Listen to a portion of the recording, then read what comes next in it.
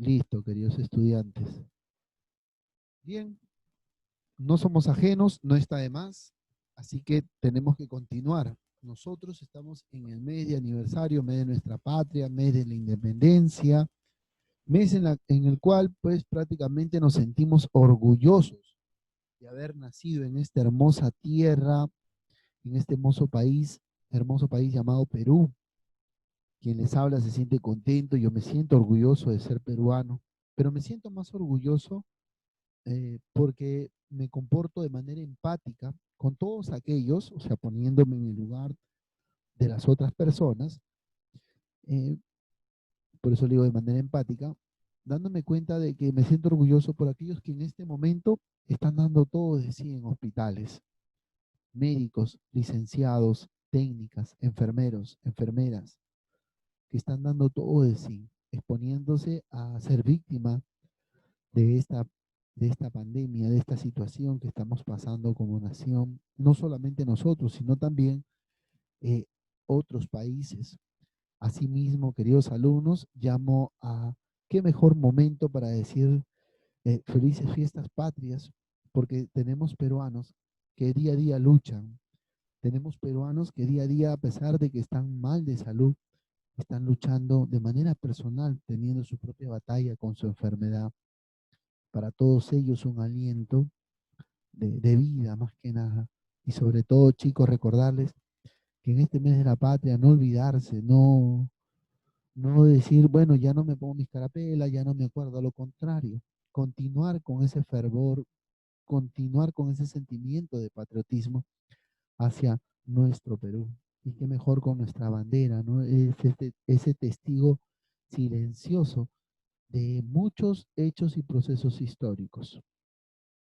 No sin antes, chicos, pedirles que ustedes desde casa no se olviden de orar, continúen orando por su salud, por sus familiares, por sus padres, por cada uno de los profesores, de la subdirectora, del director, de la promotoría, por el trabajo de papá, para que Dios nos siga bendiciendo y tengamos una pronta respuesta a solución de lo que estamos viviendo hoy en día.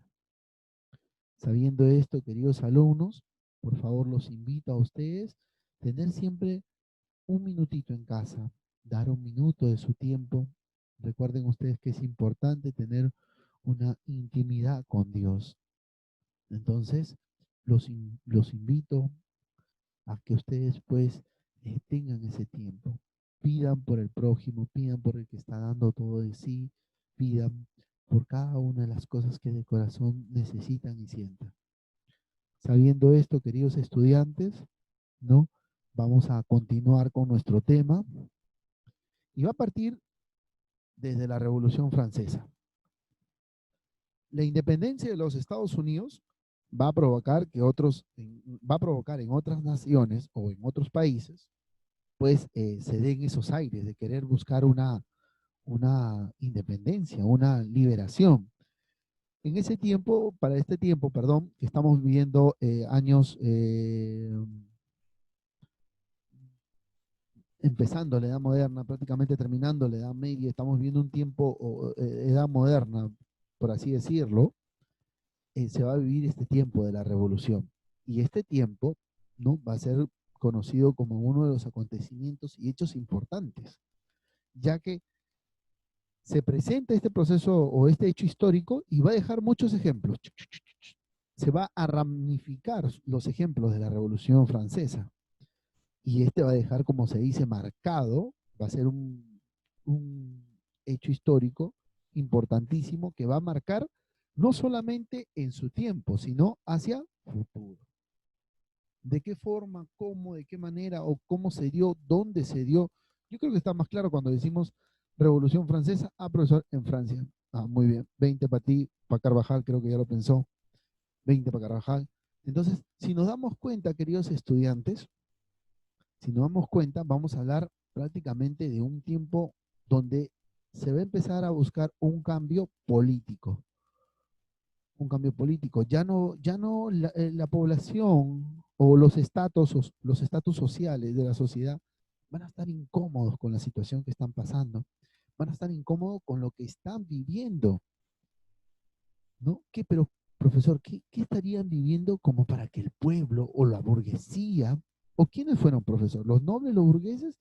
¿El tercer estado, el estado llano? ¿O fue el clero, profesor, quien inició la Revolución Francesa?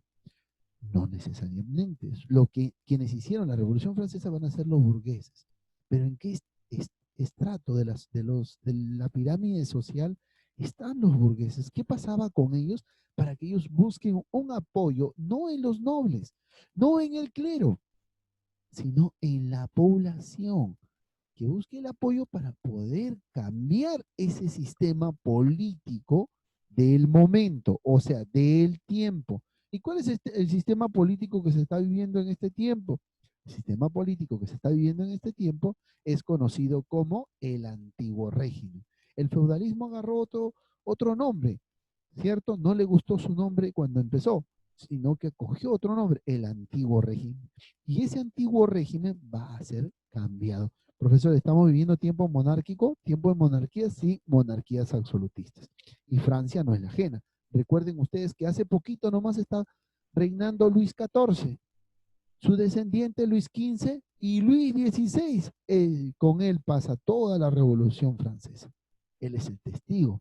Pero ¿qué habrá hecho Luis XVI para que, para que los burgueses se levanten en protesta y pidan cambio, pidan destitución, quieran sacarlo? Jovencito, tenía a su novia María Antonieta, de Austria prácticamente. Estaba prácticamente establecido la corona francesa, entre comillas, porque no sabemos qué hacían ellos para que el pueblo o los burgueses se levantaran y empezaran la Revolución Francesa. Esos pensamientos de la independencia de los Estados Unidos llegó a todo el mundo las noticias. Ay, mira, las 13 colonias ya son independientes, ya son una nación. Ah, sí, mira qué bien. Ah, no. Entonces, fueron, como se dice, motivando a otras personas. Y eso es lo que va a pasar.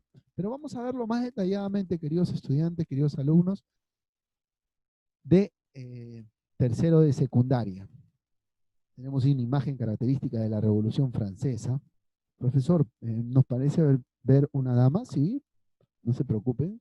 Vamos a ir, conforme vamos a ir avanzando el tema, vamos a enterándonos algunos detalles y cositas de esta Revolución Francesa.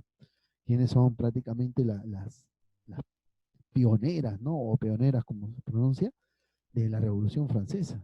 Profesor, ¿fueron las mujeres? ¿Todas fueron hombres? ¿O mitad, mixto?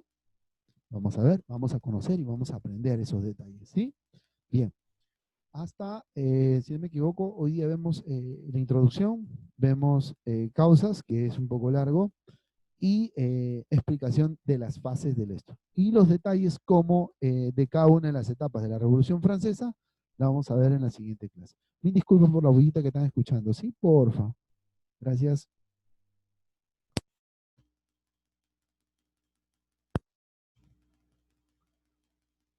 Bien.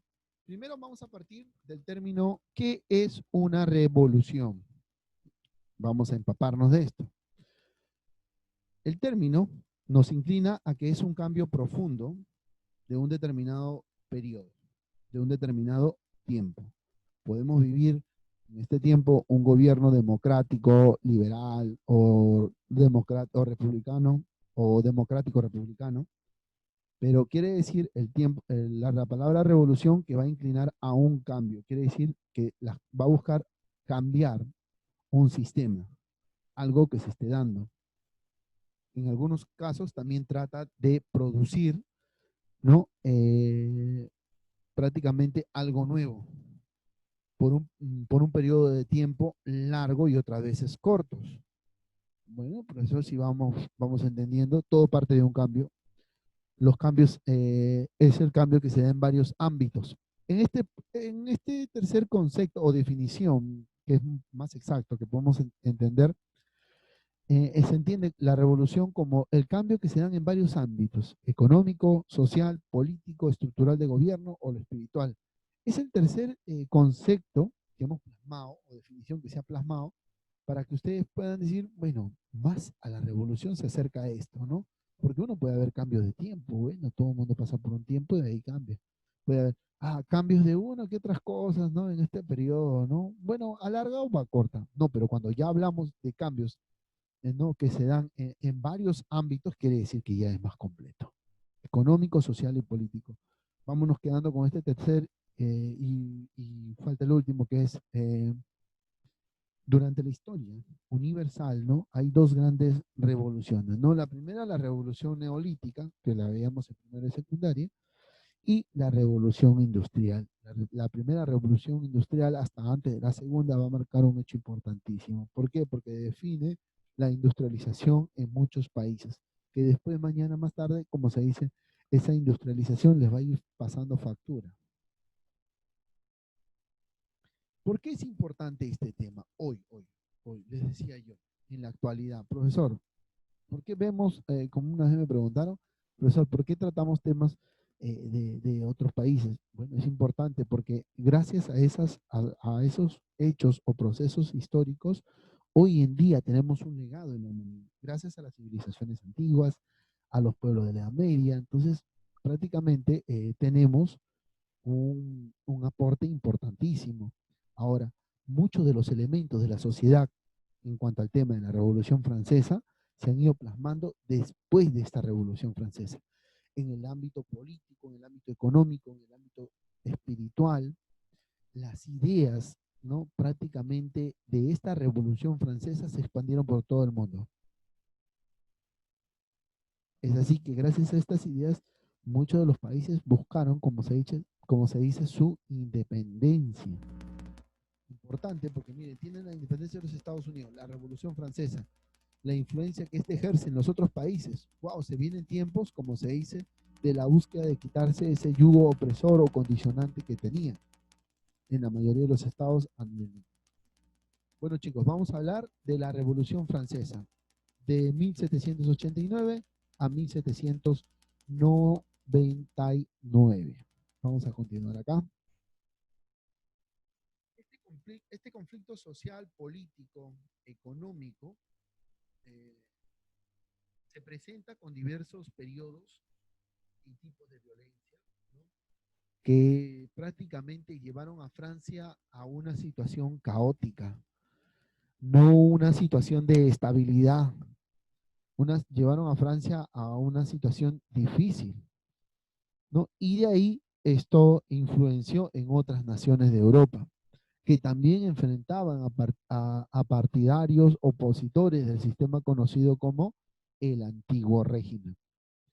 Así se inició con la autoproclamación del tercer estado como Asamblea Nacional, ¿no? ¿Qué pasaba en Francia durante este tiempo de la Revolución Francesa? 1789, siglo XVIII, en Francia. Francia estaba pasando una crisis económica. ¿Solo económica, profesor?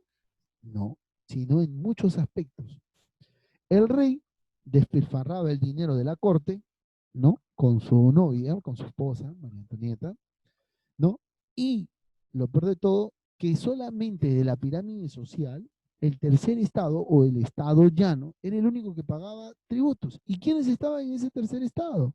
Estaba pues eh, el pueblo y algunos burgueses que habían estado acomodados. O sea, los burgueses que tenían profesión, ¿no? Que eran arquitectos y que gozaban de algunos beneficios, pero más no quiere, no, no se les disculpaba que no pagaran el tributo, a lo contrario, se les exigía pagar un tributo y ellos tenían que pagar un tributo. No, prácticamente esta revolución francesa en contra del antiguo régimen, iniciada por los burgueses y apoyados por el pueblo, el rey ya no tenía otra cosa más que hacer, caballero. ¿Por qué? Porque prácticamente había despilfarrado el dinero. Su pueblo estaba pasando hambre, había demasiados conflictos. Ya estaba clara la influencia de conocimiento de la independencia de los Estados Unidos. Entonces, hay muchos factores que van a inclinar la balanza de la Revolución Francesa al lado de la justificación por qué se realizó.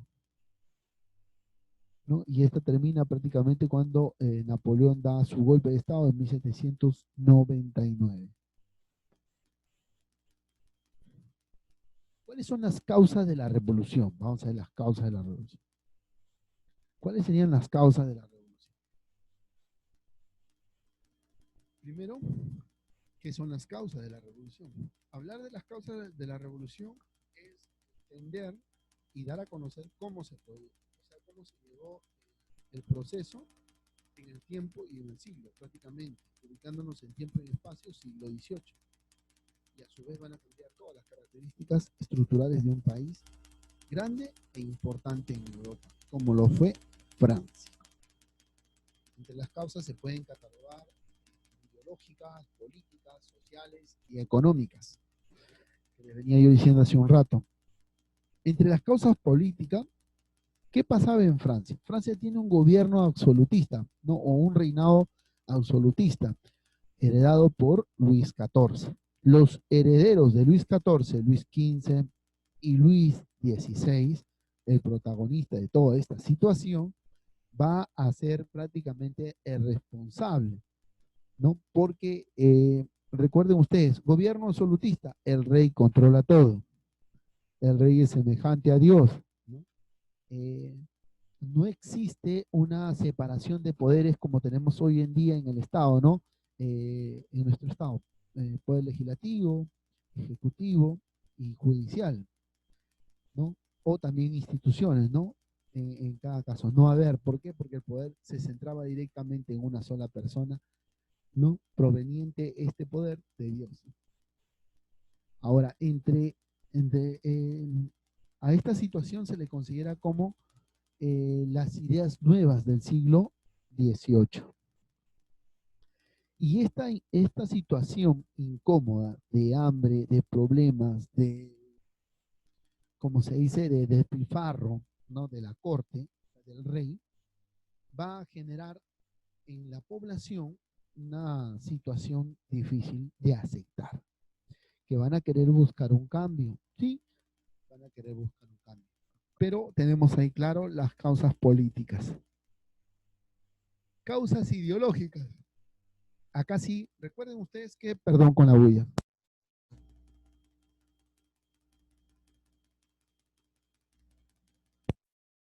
Recuerden ustedes que estos tres máximos representantes, Voltaire, Rousseau, Montesquieu, ya están prácticamente empapaditos con todo el pensamiento de la Ilustración que se va a desarrollar durante el siglo XVIII.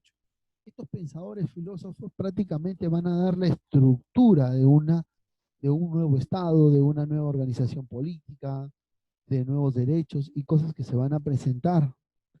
Entonces, son, como se dice, los patriarcas en cuanto a la organización política de una determinada nación y sobre todo de esta Francia que se avecinaba a grandes cambios.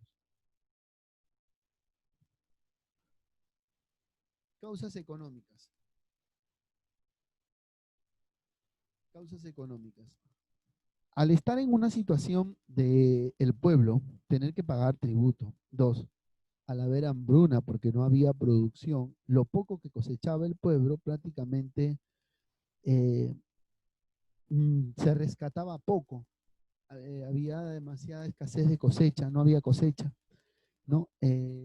Otro punto importante que el Estado le sube el precio a la harina y eso, a la harina de trigo, y eso va a hacer que los pobladores que cosechaban, o los agricultores, piensen muy bien en la venta sobre la venta de la misma.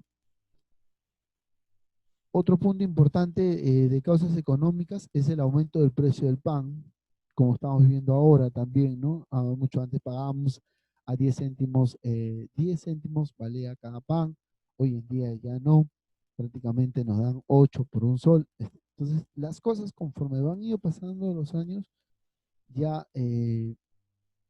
los estados van a darse cuenta de esta situación y van a empezar a no producir lo mismo, a no pagar el tributo, a levantarse en protesta.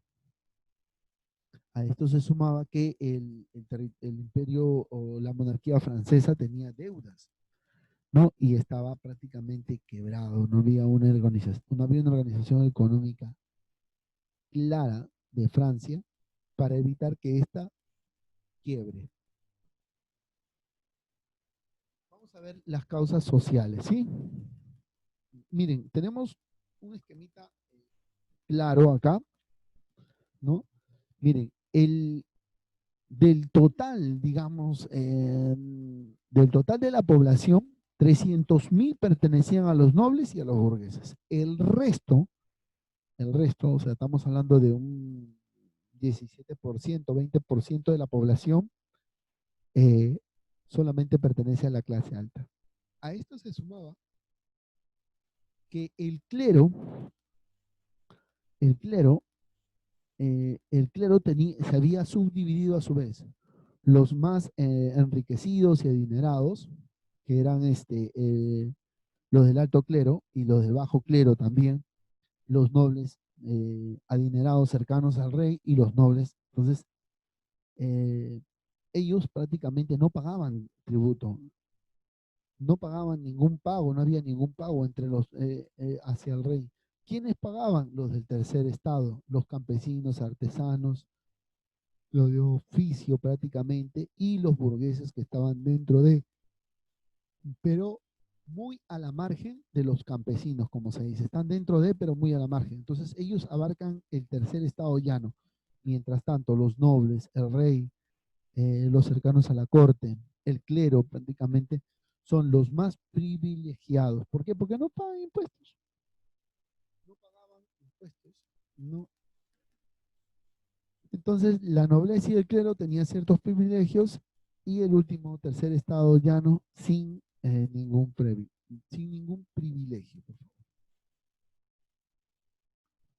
¿Qué es la sociedad triestamental? Vamos a explicar un poquito acá. Tres estados o tres tiempos en la pirámide social, ¿no? O tres estados que se puede rescatar para poder explicar el tema de las causas sociales. Tres grupos sociales existentes durante este tiempo.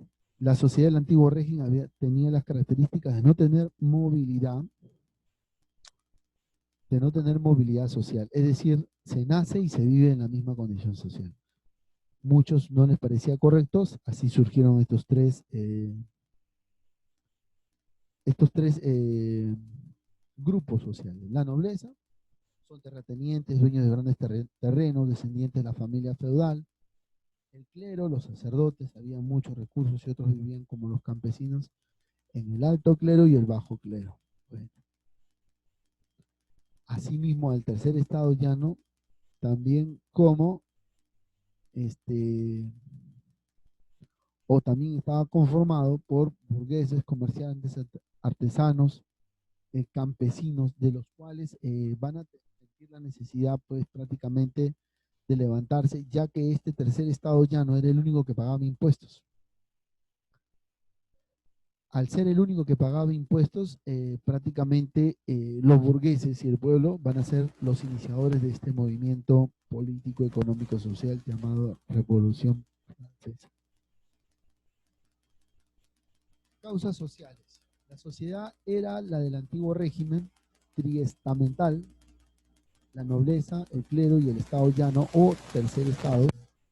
No se podía cambiar de grupo social.